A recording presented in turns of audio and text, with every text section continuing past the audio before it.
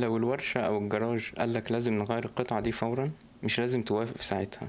الجملة دي هتكلفك فلوس كتير على الفاضي وهتضيع وقتك. المشكلة مش في الجملة نفسها، المشكلة في الغرض اللي الجملة دي بتستخدم عشانه أو الأسلوب اللي بتستخدم بيه. في بعض الحالات الجملة دي بتكون صحيحة، لكن خد بالك كتير جدا بيستخدموا الأسلوب ده عشان يضغطوا عليك وتضطر تاخد القرار وانت متسرع. في الفيديو ده هديك كام ملحوظة أو كام جملة تاخد بالك منهم لما تسمعهم، والأهم من ده ان انت تبقى فاهم بتوافق على ايه وان انت تاخد القرار الصح. اول جملة لما يتقالك لازم القطعة تتبدل حالا او فورا، الجملة دي هتديك احساس ان الموضوع عاجل جدا وكبير، اللي هو لو ما وافقتش دلوقتي هيحصل مشكلة كبيرة جدا في السيارة. بيمر قدامنا الموقف ده كتير جدا.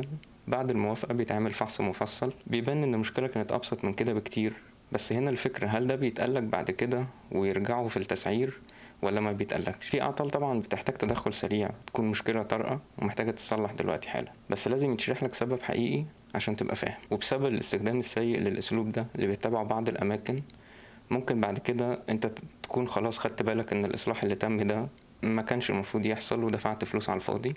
فلما تروح مكان تاني وتتقالك الجملة دي وتكون فعلا صحيحة وفعلا محتاج تدخل دلوقتي حالا عشان تصلح مشكلة معينة في السيارة، فانت ما تصدقهمش وبالتالي يسبب لك مشاكل اكبر وتتكلف فلوس وتضيع وقت اكتر بكتير. لازم تكون عارف تفرق بين الحالتين. تاني جملة ان يتقالك ان كل القطع دي لازم تتغير او السيستم كامل لازم يتغير. يعني مثلا يكون في مشكلة معينة بسبب قطعة او قطعتين، بس تلاقي التقرير او اللي بيشرح لك بيقول لك لا لازم نغير القطعة كلها او نغير السيستم كامل كل القطع اللي فيه. المنطقي ان يتحدد السبب، هل السبب من قطعة واحدة ولا اتنين ولا تلاتة ايا كان، وتشرح لك بالتفصيل هنصلح واحد اتنين تلاتة ومش محتاجين نعمل التغييرات دي كلها، بس هنعمل قطعة او اتنين وهكذا. تالت جملة ان يتقالك ان ده الاحسن او ده الافضل ليك او للسيارة. هي جملة تبان مريحة وسهلة، بس لو فكرت هتلاقي ان هي جملة واسعة جدا ومش واضحة وممكن تحمل معاني كتير. لازم تسأل او تفهم طيب افضل من ناحية ايه بالظبط، لو ما عملتهاش ايه اللي هيتأثر، او لو اجلتها شوية ايه اللي هيتأثر. فلازم تكون فاهم بالتفصيل وليه ضروري اعمل الاصلاح ده دلوقتي. مهم قوي نفهم ان مش اي حد او اي مكان لما يقول الحاجات دي معناها انه قاصد يستغلك، بس عادة المكان المحترم لما بيقولك حاجة من دول اوتوماتيك من غير ما انت تسأل هو هيشرح لك، وهتلاقي نفسك فاهم كل حاجة وكل حاجة واضحة قدامك، وساعتها هتعرف تاخد قرار مظبوط وهتبقى فاهم ان المكان ده تقدر تثق فيه. الجملة الرابعة هنجرب ونشوف. هنجرب نبدل القطعة ونشوف المشكلة اتحلت ما اتحلتش هنجرب في قطعة تانية وهكذا. دي عادة بتدل ان مفيش تشخيص واضح او مش فاهمين المشكلة جاية من ايه بالظبط، وده بيكون بسبب قلة خبرة أو ضعف المكان فنيا أو إن هم عايزين يستغلوك. مهم جدا جدا نعرف إن في مشاكل فعلا دي طريقة تشخيصها أو طريقة حلها بتكون شبه كده، بس بيكون بشكل علمي وبمسار واضح ومتخطط. دي بتكون مشاكل معقدة جدا وبيتشرح لك بالتفصيل ايه خطة العمل او الخطوات اللي الجراج هيمشي عليها، وبيوضح لك انه مش هيحاسبك على كل الخطوات. يعني هو لما يعمل اول خطوة لو ما المشكلة ما اتحلتش فورا مش هيحاسبك على كل خطوة وهكذا.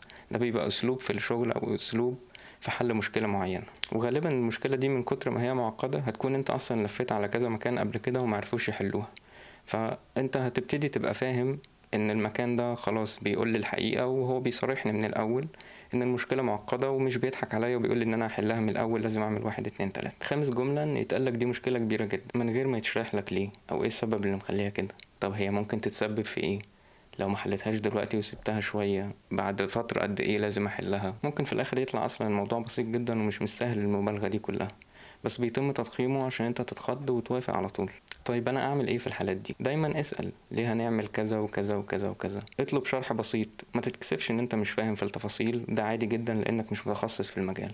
كل واحد بيفهم في المجال اللي هو متخصص فيه. ما تتخضش وما تتسرعش في القرار، وعادي جدا ان انت تروح تاخد رأي مكان تاني لو مش فاهم او مش مرتاح للمكان ده عامة. المشكلة طبعا مش في كل الاماكن، المشكلة في استغلال النقط دي عشان يخلوك تتسرع، وده اصلا بيأثر على الاماكن الكويسة اللي ما بتتعملش كده. دايما ما توافقش غير لما تفهم، تسأل وتفهم حتى لو بشكل سطحي تبقى فاهم المشكلة ايه او ابعادها ايه عشان ما تضيعش وقتك وفلوسك على الفاضي. انا مؤمن احمد، خبرة 15 سنة في مجال السيارات، خدمة ما بعد البيع. ما تنسوش تشتركوا معنا في القناة عشان لسه بعد كده هنتكلم بشكل مفصل اكتر وعن مواضيع اكتر من جوه الورش او من جوه المجال عامة. وخلي بالكوا احنا كل ده لسه ما دخلناش في السواد الحقيقي اللي بيحصل جوه الورش، سواء الورش الميكانيك او البادي اللي هي السمكرة والدهان، وعالم قطع الغيار الجديدة والمستعملة، وعالم السيارات المستعملة ده في حد ذاته موال كبير جدا. اشوفكم في الفيديو اللي جاي. شكرا.